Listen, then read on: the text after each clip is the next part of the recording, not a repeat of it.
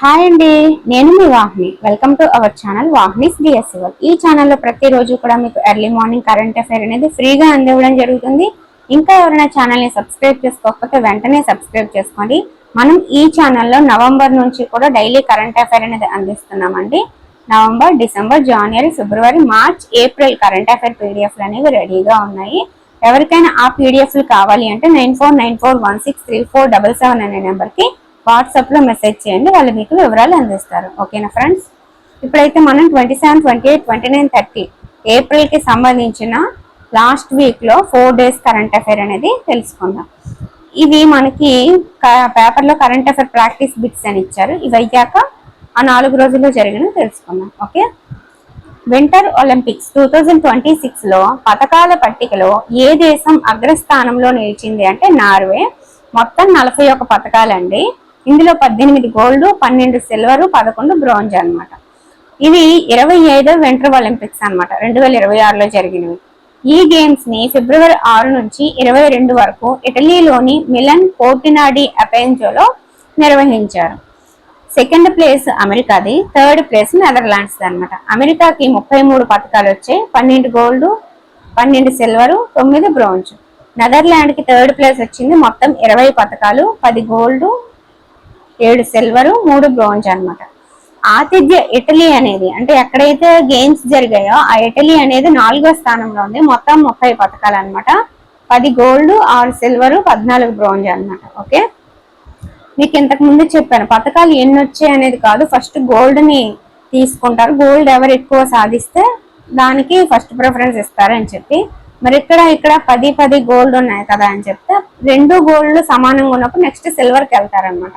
So ఇక్కడ 7 silver ఉంది కాబట్టి దీనికి 3rd ప్లేస్ వచ్చింది, 6 సిల్వర్ కాబట్టి దీనికి 4th ప్లేస్ వచ్చింది. ఓకే, నెక్స్ట్ ప్రపంచవ్యాప్తంగా పురుషులకు లభించే చట్టపరమైన హక్కుల్లో మహిళలు ఎంత శాతం కలిగి ఉన్నారని ఐక్యరాజ్య సమితి మహిళా విభాగం 2026 అంతర్జాతీయ మహిళా దినోత్సవం సందర్భంగా ensuring and strengthening access to justice for all women and girls అనే శీర్షికతో విడుదల చేసిన నివేదికలో పేర్కొంది. అంటే 64% కలిగి ఉన్నారంట. ఓకే, ఏ నివేదిక పేరేంటి అని అడిగితే ensuring and strengthening access to justice for all women and girls. Okay, 64%. Rajasthan ప్రభుత్వం మౌంట్ అబూ పేరును ఇటీవల అధికారికంగా ఏమని మార్చిందంటే అబూరాస్. దీంతో పాటు రాష్ట్రంలోని కమాన్ పేరును కామ్వాన్ గా, జహజ్పూర్ పేరును యజ్ఞపూర్ గా మారుస్తూ రాజస్థాన్ ప్రభుత్వం నిర్ణయం తీసుకుంది. భారతదేశ గిడ్డంగుల దిగ్గజం central warehousing corporation CWC 70వ వ్యవస్థాపక దినోత్సవాన్ని ఏ రోజున న్యూఢిల్లీలోని భారత మండపంలో నిర్వహించారు అంటే 2026 మార్చి 2న.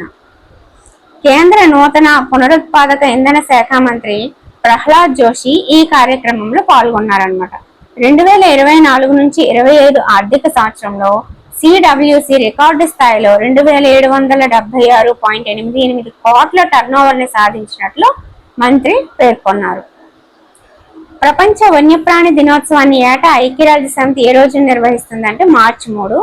మరి 2026 సంవత్సరం యొక్క థీమ్ ఏంటి అంటే medicinal and aromatic plants conserving health, heritage and livelihoods అనే థీమ్ తో 2026లో ఈ వన్యప్రాణి దినోత్సవాన్ని నిర్వహించారన్నమాట. ఇటీవల ఏ నగరంలోని సుజాబాద్ డోమరి ప్రాంతంలో 1 గంట వ్యవధిలో 2,51,446 మొక్కలు నాటి గిన్నీస్ వరల్డ్ రికార్డు సృష్టించారంటే వారణాసి. 2018లో చైనా నెలకొల్పిన 1,53,981 మొక్కల రికార్డుని తాజాగా ఇది అధిగమించింది అన్నమాట. జాతీయ రెజ్లింగ్ ఛాంపియన్షిప్ లో అండర్ 17 విభాగంలో తెలంగాణ కుర్రాడు తుంగపల్లి వెంకటేష్ కాంస్యం సాధించారు. ఈ పోటీలు మహారాష్ట్రలోని ఔరంగాబాద్ లో జరుగుతున్నాయి. IBSF ప్రపంచ బిలియర్డ్స్ ఛాంపియన్షిప్ లో భారత క్రీడాకారుడైన సౌరభ్ కొఠారి విజేతగా నిలిచారు. ప్రపంచ బిలియర్డ్స్ టైటిల్ ఎవరికి అంటే కొఠారికి. ఉపాధి హామీ పథకంలో చేపడుతున్న పనులు జరుగుతున్న ప్రదేశంలో ఎండల తీవ్రత పెరుగుతున్న నేపథ్యంలో వాటర్ బెల్ విధానం అమలు చేయాలని ప్రభుత్వం నిర్ణయించింది. దీంట్లో గంటకి వాటర్ తాగడానికి వాటర్ బెల్ మోగిస్తూ వాటర్ అందిస్తారనమాట. ఏయు ఆంధ్ర విశ్వవిద్యాలయం శతాబ్ది ఉత్సవాలు అనేవి జరిగాయి. హాజరు ఎవరయ్యారు అంటే ఉపరాష్ట్రపతి CP Radhakrishnan, cricketer Sachin Tendulkar, Odisha governor Haribabu గారు హాజరయ్యారు.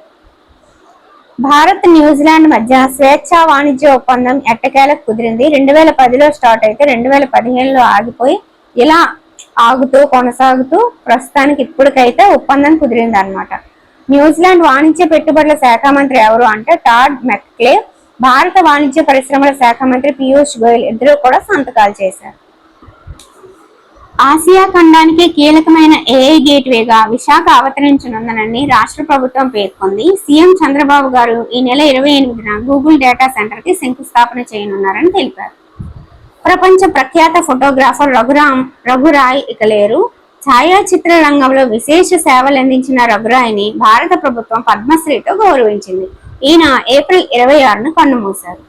రాజా వాసిరెడ్డి వెంకటాద్రి నాయుడు జయంతిని రాష్ట్ర ప్రభుత్వం అధికారిక ఉత్సవంగా నిర్వహించాలని నిర్ణయించింది.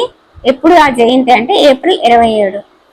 ఏపీ సమగ్ర శిక్ష ఆధ్వర్యంలో జరిగిన సాహస యాత్రకి రాష్ట్ర వ్యాప్తంగా వివిధ ప్రభుత్వ పాఠశాలల్లో 9, 10 ఇంటర్ చదువుతున్న 21 మంది దివ్యాంగ విద్యార్థులు ఎంపికయ్యారు. వారు ఎవరెస్ట్ బేస్ క్యాంప్ ను అధిరోహించి చరిత్ర సృష్టించారనమాట. 5364 మీటర్లు అంటే 17,598 అడుగుల ఉన్న ఎత్తులోని ఎవరెస్ట్ బేస్ క్యాంప్ నకి ఏప్రిల్ 15న స్టార్ట్ అయి ఏప్రిల్ 25న చేరుకున్నారు. ఇరాన్ అధ్యక్షుడు పిజెష్కియాన్ ఈశాన్య భారత్ లో క్రికెట్ మౌలిక సదుపాయాల విస్తరణలో భాగంగా 6 అత్యాధునిక ఇండోర్ క్రికెట్ అకాడమీలని ప్రధాని మోదీ ఏప్రిల్ 28న ప్రారంభించారు. జాతీయ junior federation cup athletics championship 800 మీటర్ల పరుగులో ఏపీ అథ్లెట్ మొగలి వెంకటరామరెడ్డి స్వర్ణం సాధించారు. ఇవి మనకి ఏప్రిల్లో ఉన్న లాస్ట్ 3 to 4 days లో ఉన్న కరెంట్ అఫైర్ అనమాట. సో ఇంకా ఏమైనా మిస్ అయితే అవి మేలో కవర్ చేయడం జరుగుతుంది. మాక్సిమం ఏది మిస్ అవ్వు. ఏప్రిల్ 1 నుంచి కూడా డైలీ మీకు కరెంట్ అఫైర్ అనేది అందిస్తూ దాని పీడిఎఫ్ అనేది నేను వాట్సాప్ గ్రూప్ లో ప్రొవైడ్ చేశాను. సో ఇప్పటి వరకు వాట్సాప్ గ్రూప్ లో జాయిన్ అయిన వాళ్ళందరికీ కూడా మొత్తం పీడిఎఫ్ అందినట్టే ఏప్రిల్ నెలది. నెక్స్ట్ మేకి సంబంధించి మీరు మళ్ళీ 20 రూపీస్ పే చేసి వాట్సాప్ గ్రూప్ లో జాయిన్ అవ్వాలని మెసేజ్ పెట్టండి. సో సేమ్ నెంబర్తో మీరు పెట్టారంటే అదే గ్రూప్ లో ఉంచుతారనమాట. మళ్ళీ కొత్తగా గ్రూప్ ఏం క్రియేట్ చేయట్లేదు, సేమ్ గ్రూపే ఉంచుతున్నాను. ఓకేనా, ఇది విషయం. మీకు ఏప్రిల్ కరెంట్ అఫైర్ అయితే అందింది. ఇంతకు ముందు కరెంట్ అఫైర్ తీసుకున్న వాళ్ళు ఎవరైనా ఉంటే నవంబర్, డిసెంబర్, జనవరి, ఫిబ్రవరి, మార్చ్, ఏప్రిల్ ఈ మంత్స్ అన్నీ కూడా మీకు అందివ్వడం జరుగుతుంది. తీసుకోండి పీడిఎఫ్లు అనేవి. ఓకేనా, ఓకే, థ్యాంక్ యూ అండి. అలాగే ఈ కరెంట్ అఫైర్ని వినియోగించుకోండి. ఒకేసారి చదువుతామంటే ఏది కాదు, అందులోని ఇది సబ్జెక్ట్ కాదు, కరెంట్ అఫైర్. ఎప్పటికప్పుడు చదువుకొని మైండ్లోకి ఒక కథ రూపంలో ఎక్కించేసుకుంటే గుర్తుంటుంది అనమాట. లేదంటే ఒకేసారి చదవడం అంటే బ్రెయిన్కి ఎక్కువ స్ట్రెస్ ఇచ్చిన వాళ్ళు అవుతారు. అలాగే ఒకేసారి ఎక్కదు కూడా, ఒకదానికి ఇంకొకటి పెట్టుకొని వస్తాం అనమాట. కాబట్టి కరెంట్ అఫైర్ అనేది డైలీ ఫాలో అవుతూ ఈజీగా మార్కులు గెయిన్ చేయడానికి ట్రై చేయండి. ఓకేనా, దీనికోసం మళ్ళీ నోటిఫికేషన్ పడిన తర్వాత చాలా కష్టపడి అప్పటికప్పుడు ఇన్ని నెలలది బట్టి పట్టేస్తామంటే అయ్యే పనులు కాదు. ఓకేనా, థ్యాంక్ యూ.